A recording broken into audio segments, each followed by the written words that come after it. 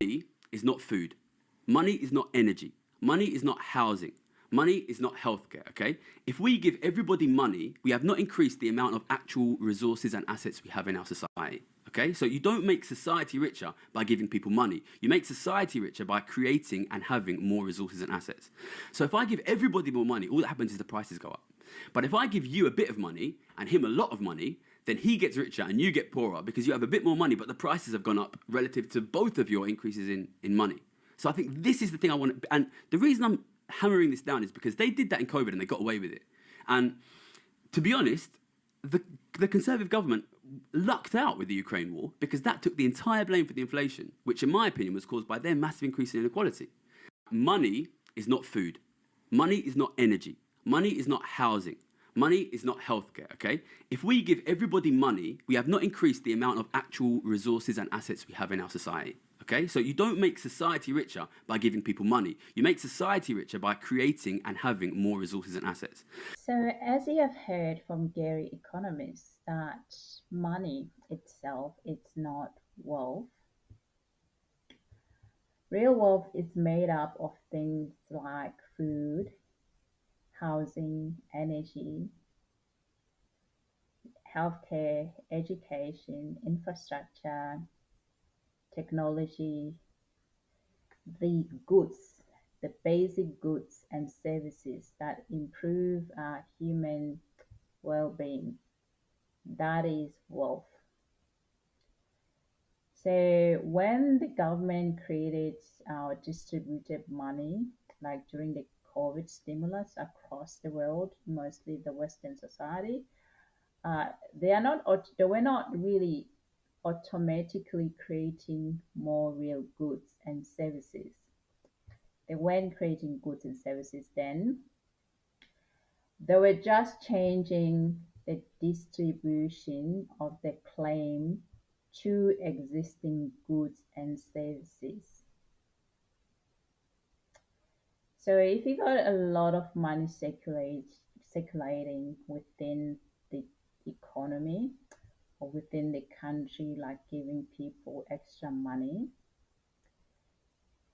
but you but the actual amount of goods, that the real stuff like your food, your housing, your fuel, etc., stays the same, the price tends to rise. And this is what is basic inflation. Even if you give money equally, like we had a JobKeeper, all of those stimulus in here in Australia we had, even if you give that money across the same money to everyone else, you haven't made the society wealthier. They didn't make Australia wealthier. What they've done is just change the nominal numbers people carried around. So let's go a bit deeper. Okay, those, for example, those people who already own assets like property, stocks, businesses. Business is also an asset because you can sell it at a higher price depending on the this type of business. They benefit most. Okay, so why are they benefiting most? It's because the extra when the government gives those stimulus, that extra money, um, it gets pumped into the economy, which they did, and is actually it pumps in and it increases housing, this all the assets like your housing, your stocks, your land, yeah, they tend to actually inflate a little bit faster than when your wages, your basic goods, etc. Because the assets, the real assets like your stocks, your land and stuff, they inflated faster as a result of this COVID stimulus. Um, yeah, the people that owns houses, the people that own the stocks, they got a bit richer. They get a little bit richer. relative to those who just have the cash, that the government just gave them cash handout. So the people who are wealthier, they pulled ahead. They pulled ahead not because of the cash, they pulled ahead because of the asset they hold and because the government just gave money. The government just increased the money supply, quantitative easing. And how they did it, either to give people a stimulus or actually to banks lowering that interest rate up to zero. That is making money easier and cheaper. Okay, so this is actually why COVID stimulus measure, although were necessary to prevent a complete collapse, also contributed to these cost of living crisis that we're seeing today. So we suddenly had more money, but we're chasing limited goods. Why there were limited goods? It's because the supply chain was disrupted, the production was down. So whoever hold the asset, they saw the asset ballooned. Your house prices went up, your stocks faster, stock markets went up, your Bitcoin, your crypto, any asset skyrocketed. And the worst part was the ordinary people saw the prices of the essential goods also shoot up faster than their income. And those wealthy people with assets who owned everything, their asset appreciated in value. They became even wealthier. So, in other words, when you give money, you stabilize things temporarily for a short time during a crisis, but it's not, if it's that money is given, it's not accompanied by increase in real productivity, in the productive capacity of the economy. I mean, more food, more homes built, more energy, more healthcare services. It shifts around the who actually feels most pain. And often these type of measures that government do, they worsen inequality. So I can give you like a real world example and say for you, for example, okay, think about it. If you think about the village, you had in a village, okay, a tiny village that has about 10 people, 10 houses, 10 goats, 100 loaves of bread. At the start, this tiny village, each person has about $10, and a loaf of bread costs about $1. A house costs about $20, and a goat, just one goat, will cost about $5. Okay, now the government decides to give everyone 10 extra dollar to help because there's a crisis, aka in the midst of the pandemic. We give them $10. So now instead of that, those people, remember, each one had $10. Now the government decide they're going to give them extra $10. Now all those 10 people in that village, they now, well, each person has about $20. One thing you need to notice now is that the village still has 10 houses, 10 goats, and 100 loaves of bread. No extra real goods were made or were created. So now let's think what happened next in this scenario. Because everyone now has more money. This is how economics 101 works. If you weren't paying attention in school when you taught this, maybe start revisiting that and review it now. Because now everyone has more money. Now, if I'm a seller I'm a goat seller, I've got goats. Like, okay, the government has given them money. All right, I'm gonna now increase my price of a goat. It's gonna be $10. So now that price is of the goat that we said the goat was $5. Now I'm gonna increase this by $10. It's now $15. So another seller might think, okay, who sell my bread is now going to be $2 instead of $1. That house prices that was at least $40 was $20 is now $40. So you can see that the prices has risen relative to the money that the government gave to each person in our village. So what do you get? What is the result after this? What do you think? What do you reckon? What's going to happen? The result is, so everyone in that village, they're going to spend more to buy the same things.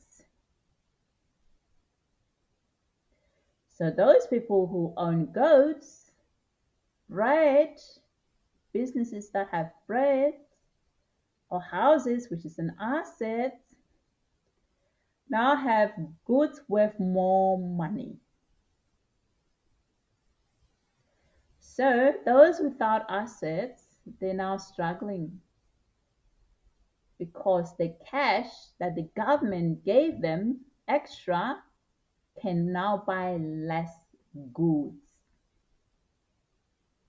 You see, that money that was given by the government to this village didn't increase any wealth, didn't make the villagers wealthy. What it did, it created a price rise. The prices went up. But you know what also it did? Those people who own assets, who own goats, houses, business, are now richer. They are more richer compared to those with just the cash that the government handed to them.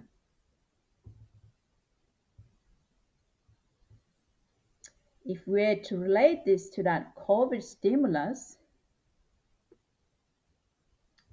yes, the government gave stimulus check, which were good for short-term emergency, but when they did that, the supply chain were broken. The supply chains were all broken. The factories all shut down. Shipping of those containers to different countries were slowed. There was no increase in goods made. But what we saw, there was an increase in money.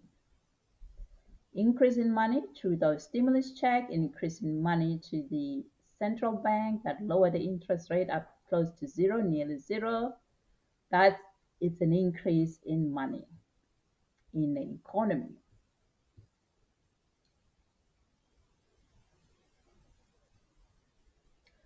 So, as we said, when you increase money, what happened to assets? They increase in prices. What are those assets? Houses, stocks. They all exploded upwards. So the everyday goods like your food, your energy, electricity, Your rent also became more expensive. You can see it now in Australia. And working people felt squeezed, and we are squeezed. While those who are wealthy are the people who own assets. They profited massively and they continue to profit. That's it's a scenario I want to highlight to you based off this clip from GaryEconomics, that money doesn't create wealth. Wealth is created through assets. So then you can think about how you can create your own wealth. Which assets are you going to acquire as you work, whether 2 days or 3 days a week, or you're doing multiple jobs? Which assets are easy for you to acquire? You can think about asset acquisition. You acquire certain assets, stocks, business, houses. If you think around those terms, or land, yes, then you can begin to actually build wealth.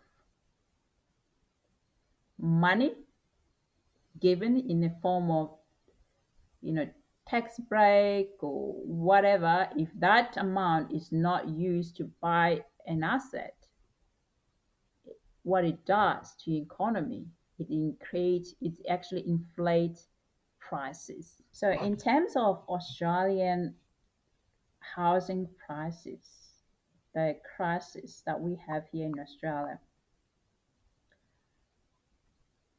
So Australia had housing shortages just before COVID-19. We already had housing shortages then. But during the COVID-19, the government injected a lot of money into the economy. And the money that they injected were like the your JobKeeper boost, superannuation withdrawals, very low interest rates. However, at the same time, building was slowed, with all the building industry slowed down. There was social distancing in the building industry. There was also material shortages, there were also lockdowns, labor shortages as well.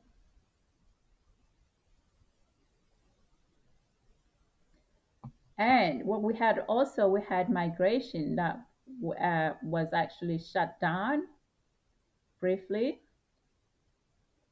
But when the migration was shut down, demand for housing didn't fall in Australia. And what it also did is actually people who were living in smaller houses, they wanted to move into far in remote areas where they can buy bigger houses and bigger blocks so they can have an extra office. It's a work from home effect. Okay. So, meanwhile, wealthy Australians, those who own assets, could borrow money, and the money was cheap because the interest rate was low. And they could borrow money and they can invest into multiple properties because there was a record low interest rate. And that also fueled that property investment. Okay. So what was the result, the outcome of that? Yes, we had a money supply was increased. There was a lot of money everywhere due to those government stimulus and the central bank, RBA, all the central bank, not just RBA, everywhere. They lowered the interest rate to record low. Okay, that increased the money supply, more money in the economy. But the housing, the real goods, did not increase. We gave money, we did not increase the goods. What happened to the prices as our farm scenario? Exploded, went skyrocketed. It did. So that means those who own homes or investment properties or those who own stocks became much wealthier. Renters and the first home buyers were squeezed out. You weren't even seeing them looking for houses because the prices of those houses rose faster than the income. If you had been approved for a loan and you go and look for the house, by the time you find that house, you find that you're no longer able to buy a house because the price has risen multiple times. You had to go back to the bank and see if the bank can loan you money because the price has risen. You see, we're back to that tiny village with 10 houses that existed. So now everyone then in that village, when the government gave them that $20, they had twice the money. They increased the money from 10 to 20. They doubled the money they had. But there were no new houses built. Just like Australia, they had a sluggish construction sector. So people starting to bidding against each other. If you go to those, auction house for you can see people bidding against each other way above the reserve, 3 or 4 times above the reserve of the property for the same limited houses. So the prices of houses, they double, they triple. Not because the houses that are built in Australia are better than anywhere else in the world. It's not like we find a way to make the houses warmer in winter and cooler in summer without electricity. No, no, no, no, no, no. We haven't invented anything new to make the houses better, to be more expensive. That means we haven't increased productivity. But because people have more money, but they were chasing the same supply. And this is the policies that is presented by these two major parties. Same policy. Help to Buy scheme, what it does, giving more money, making money more available for people who wouldn't otherwise afford to buy a house. It doesn't build more houses. It doesn't increase productivity. Same thing here.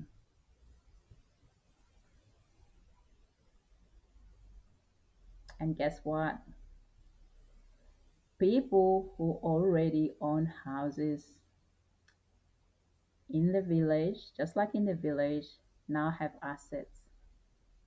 They now have assets that are worth maybe double, triple the price. And those people who had no houses in that village are now permanently priced out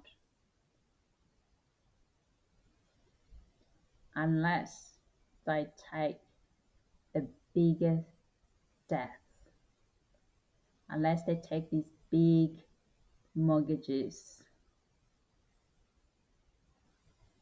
So if that village was so good that it attracted more people in it, like migrants, they can't find housing, or they'll have to pay huge amount of money for rent. This analogy explains the housing crisis in Australia beautifully. More money, like your stimulus, JobKeeper, that cheap credit to low interest rate, same or fewer houses, supply constraints, slow construction, result in what's the outcome? Asset inflation, house prices skyrocketing, as we can see now. What is the result? Worsening inequality.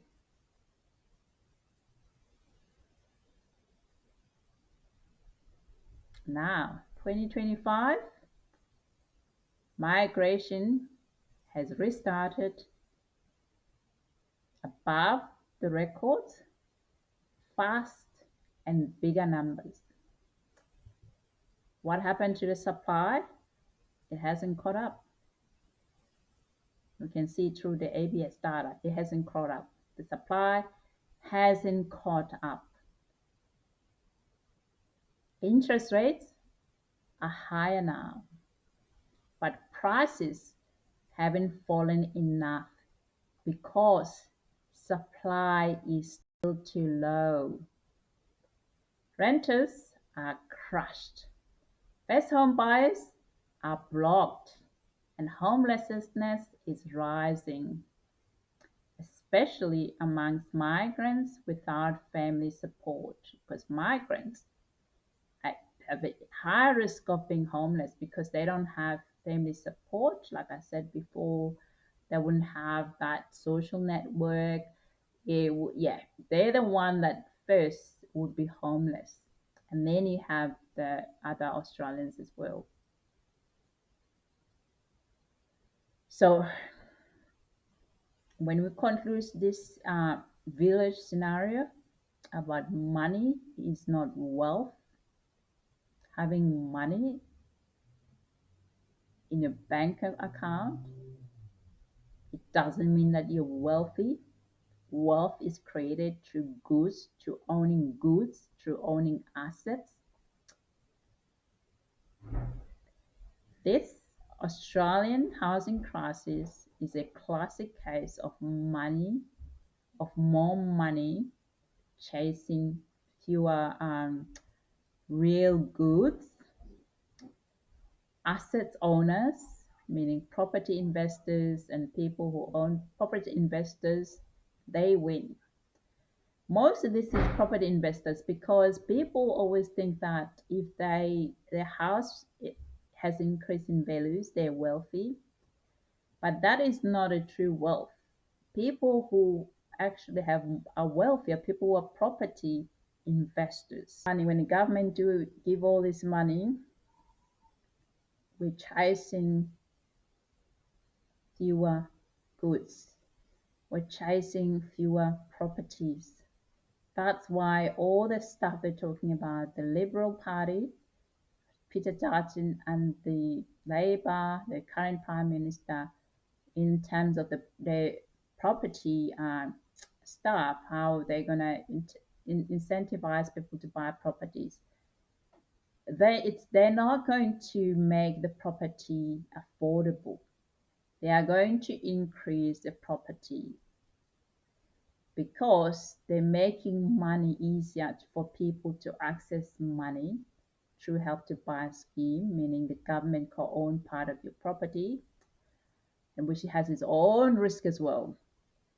But in making that easier, but what they haven't done, they haven't actually increased the goods, meaning more properties being built in Australia. By the time a person make an assessment to see if they can qualify for these Help to Buy schemes, the property price would have risen twice that amount. They may find that they will not even be able to afford, would be too risky to have these big mortgages. That is the economics 101. So if you find this section helpful, please consider subscribing, like, and share. Until next time, see you all. Bye for now.